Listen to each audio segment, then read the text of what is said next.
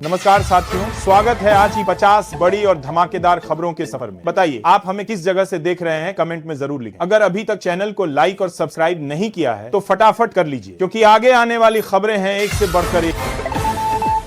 राज्यपाल बोस ने कहा कि बीएलओ मौतों पर जल्दबाजी में प्रतिक्रिया न दी जाए। उन्होंने मुख्यमंत्री के दावों की स्वतंत्र और निष्पक्ष जांच कराने की मांग की। बोस ने कहा कि किसी भी कर्मचारी की सुरक्षा सर्वोपरि है। उन्होंने राजनीतिक दलों से संवेदनशीलता बरतने की अपील की।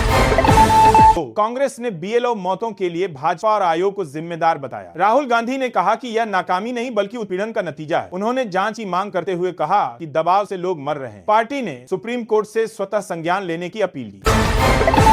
फ्रांसीसी नेवी ने पाकिस्तान के राफेल गिराने के दावे को झूठ बताया। उन्होंने कहा कि ऑपरेशन सिंदूर में ऐसी कोई घटना हुई ही नहीं। पाकिस्तान को इस बयान पर अंतर्राष्ट्रीय आलोचना झेलनी पड़ी। फ्रांस ने इसे दुष्प्रचार और अफवाह फैलाने की कोशिश कहा। ट्रंप ने कहा कि उन्होंने टैरिफ की धमकी देकर 5 युद्ध रोके। उनका कहना है कि अमेरिका अब भी उनकी नीतियों से मजबूत है। उन्होंने मौजूदा प्रशासन पर अमेरिका को कमजोर करने का आरोप लगाया। ट्रंप के बयान ने चुनावी माहौल को गरमा दिया है। रक्षा मंत्री ने कहा कि सीए शरणार्थियों को न्याय देने का माध्यम है। उन्होंने कहा कि पीएम मोदी की नीतियां राष्ट्रीय हित में। राजनाथ सिंह ने विपक्ष पर देश को गुमराह करने का आरोप लगाया। उन्होंने कहा कि भारत का विकास ही हमारी प्राथमिकता है। भाजपा ने पूछा कि राहुल गांधी जस्टिस सूर्यकांत के शपथ समारोह में क्यों नहीं पहुंचे। राष्ट्रपति ने उन्हें 53वें मुख्य न्यायाधीश के रूप में शपथ दिलाई। भाजपा ने इसे परंपराओं का अनादर बताया। कांग्रेस ने सफाई दी कि राहुल की पहले से तय बैठक है। मनोज सिन्हा ने कहा कि कट्टरपंथ फैलाने वालों पर कड़ी कार्रवाई होगी। उन्होंने डिजिटल फंडिंग और प्रोपेगेंडा पर निगरानी बढ़ाने के निर्देश दिए। सिन्हा ने युवाओं से अफवाहों से दूर रहने की अपील की। कश्मीर में नई सुरक्षा रणनीति लागू की जा रही है। मौसम विभाग ने कहा कि अगले कुछ दिनों में ठंड और बढ़ेगी। कई पहाड़ी इलाकों में तापमान 6 डिग्री से नीचे चला गया है। हिसार में 7.4 डिग्री दर्ज हुआ। मैदानी क्षेत्रों में पाला शुरू। लोगों को गर्म कपड़ों का इस्तेमाल बढ़ाने की सलाह दी गई।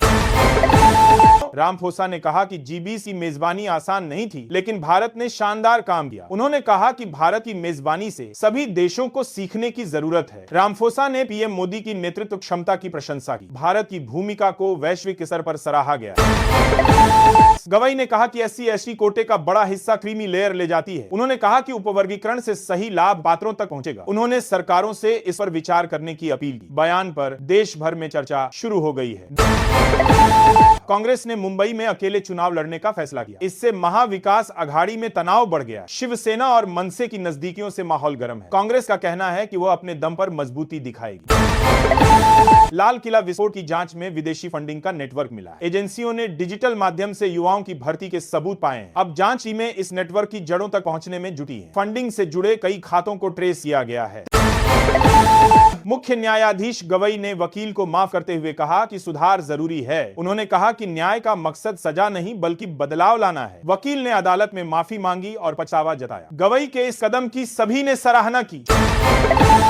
डोनाल्ड ट्रंप ने यूक्रेन युद्ध खत्म करने के लिए 28 सूत्रीय योजना पेश की। उन्होंने कहा कि अमेरिका शांति बहाल करने में अहम भूमिका निभा सकता है। जेलेंस्की पर दबाव बढ़ाने की कोशिश बताई जा रही है। इस बयान से अंतर्राष्ट्रीय राजनीति में हलचल मच गई।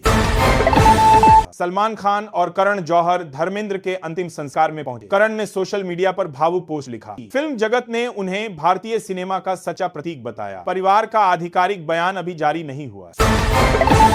गिरिराज सिंह ने कहा कि राहुल, प्रियंका और तेजस्वी का प्रचार बेअसर रहा। उन्होंने SIR के विरोध को अराजकता फैलाने की कोशिश बताया। कहा कि चुनाव आयोग निष्पक्ष तरीके से काम कर रहा है। सरकार ने BLO मौतों की जांच के आदेश दिए। शाहनवाज हुसैन ने अखिलेश यादव के बयान को दुर्भाग्यपूर्ण बताया। उन्होंने कहा कि प्रधानमंत्री की उम्र पर टिप्पणी अनुचित है। भाजपा ने अखिलेश से सार्वजनिक माफी की मांग की। सपा ने इसे जानबूझकर तूल देने का आरोप लगाया। गडकरी ने कहा कि धर्मेंद्र का स्वभाव और समर्पण अद्वितीय था। उन्होंने फिल्म जगत को अपूरणीय क्षति बताया। गडकरी ने परिवार के प्रति संवेदना जताई। पूरा बॉलीवुड शोक में डूबा। जस्टिस सूर्यकांत ने राष्ट्रपति भवन में मुख्य न्यायाधीश पद की शपथ ली। राष्ट्रपति द्रौपदी मुर्मू ने उन्हें 53वें CJI के रूप में शपथ दिलाई। समारोह में कई मंत्री और जज मौजूद रहे। उन्होंने न्यायपालिका में पारदर्शिता बढ़ाने की बात कही। भारत और नेपाल की सेनाएं सूर्य किरण अभ्यास शुरू करने जा रही हैं। यह पिथौरागढ़ में 25 नवंबर से आयोजित होगा। इसमें आतंकवाद रोधी और राहत अभियानों पर फोकस रहेगा। दोनों देशों के बीच सहयोग मजबूत होगा।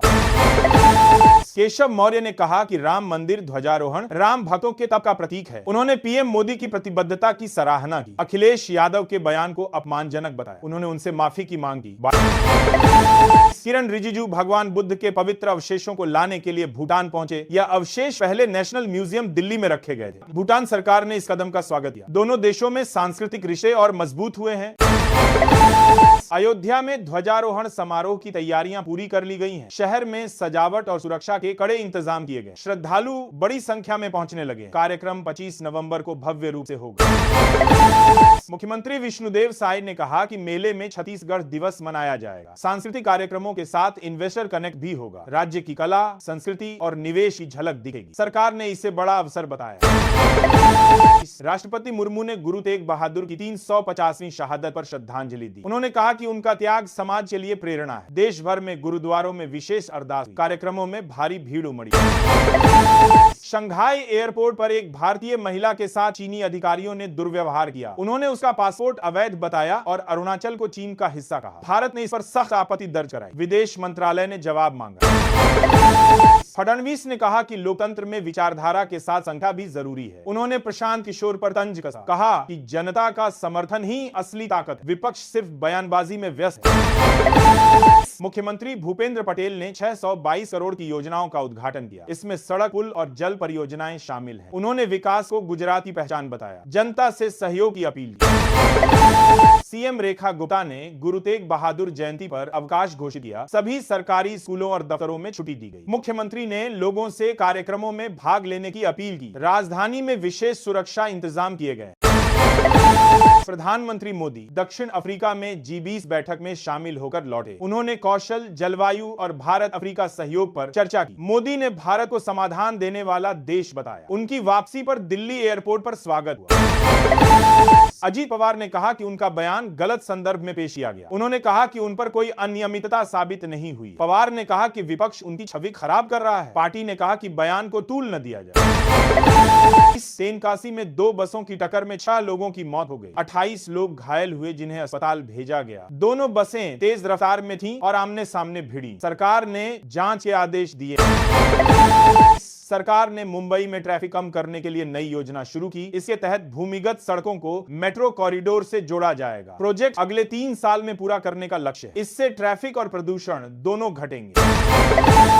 CIA के पूर्व अधिकारी ने दावा किया कि पाकिस्तान का परमाणु डेटा लीक हो सकता है। इसका संबंध मुशर्रफ काल से बताया जा रहा है। अमेरिकी एजेंसियां जांच में जुटी हैं। खुलासे से पाकिस्तान की छवि पर असर पड़ा है। पैरामिलिट्री मुख्यालय पर आतंकियों ने हमला किया। 3 लोगों की मौत और कई घायल हुए। सेना ने इलाके को घेर लिया और तलाशी जारी है। सरकार ने कड़ी कार्रवाई का आदेश दिया। ट्रंप की टिप्पणी के बाद जेलेंस्की ने अमेरिका की भूमिका की सराहना की। उन्होंने कहा कि बिना अमेरिका के शांति संभव नहीं है। रूस से बातचीत की संभावना खुली छोड़ी गई। विश्लेषकों ने इसे कूटनीतिक बदलाव बताया। डीके शिव कुमार समर्थक विधायक दिल्ली पहुंचे। उन्होंने हाईकमान से सीएम पद की मांग की। इससे कांग्रेस में अंदरूनी खींचतान बढ़ गई। हाईकमान ने कहा जल्द निर्णय होगा। उप मुख्यमंत्री विजय सिन्हा ने कहा कि बालू माफियाओं का प्रभाव घटा है। नए सिस्टम से पारदर्शिता बढ़ी है। वैध खनन से रोजगार में सुधार हुआ है। सरकार ने इसे सुशासन की सफलता बताई। हरियाणा के पिटवाड़ गांव से निकलकर सूर्यकांत CJI बने। उन्होंने संघर्षों को पार करते हुए यह मुकाम हासिल किया। उनकी सादगी की मिसाल दी जाती। गांव में खुशी का माहौल है। शपथ के बाद गवई ने सूर्यकांत को गले लगाया। उन्होंने अपनी आधिकारिक कार उन्हें सौंप दी। समारोह में भावुक माहौल दिखा। न्यायपालिका की परंपरा की सराहना हुई।